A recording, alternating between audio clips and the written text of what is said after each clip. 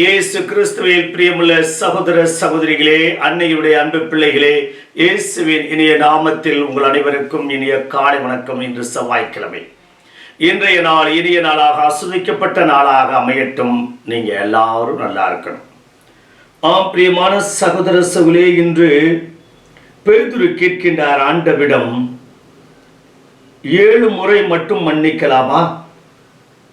ஆண்டவர் அதற்கு பதிலாக 7 முறை மட்டுமல்ல, 70 தடவை 7 முறை என்று கூறுகிறார். மன்னிப்போம், மன்னிப்பு பெறுவோம். உலக போர்கள் ஒரு கட்டத்தில் முடிந்து விடுகின்றன. உறவு போர்கள் முடிவதே இல்லை. துரோக செயல்கள் நம் மனதை காயப்படுத்துகின்றன. கசப்புணர்வு கசியச் செய்கின்றன. வெறுப்புணர்வை வெளிக்கொணர்கின்றன.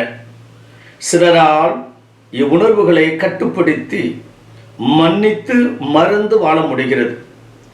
அடுத்த கட்டத்திற்கு நகர முடிகிறது. எல்லா மனிதர்களுக்கும் மன்னித்தும் மறப்பது சாத்தியப்படுவதில்லை. தான் தனது என்ற உணர்வில் ஊறிப்போன மனிதர்களால் பிறரை மன்னிக்க முடியாது. மன்னிப்பதற்குத்தான் வலிமை வேண்டும். மன்னிப்பவன் தான் வலுவானவன். எனவேதான் மன்னிப்பை இறை இயல்புக்கு ஒப்பிடுகின்றனர். தம்மை துப்பாக்கியால் சுட்டவனை சிறைக்கு சென்று சந்தித்து மன்னித்தார் திருத்தந்தை 2ஆம் ஜான் பால். இது தெய்வீக ஆற்றலின் உச்சநிலை. எத்தனை முறை என்றாலும் பிறரை மன்னிப்போம். இணைந்து ஜெபிப்போம். பரலோக தந்தை இறைவா, மறக்கவும் முடியவில்லை, மன்னிக்கவும் முடியவில்லை.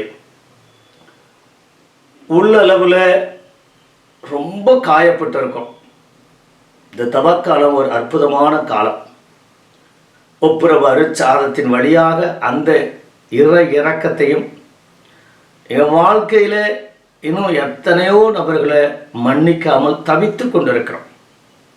ஒரு சில இடங்களில் கூட அவர்களை பார்க்கின்ற போதெல்லாம், நல்லது கெட்டது வீடுகளில் பார்க்கின்ற போதெல்லாம் கோபமும் எரிச்சலும் பழிவாங்கக்கூடிய எண்ணமும் காழ்ப்புணர்ச்சியும் இரத்தம் கொதிக்கின்றது. இவையெல்லாம் மாற வேண்டும், மறைய வேண்டும்.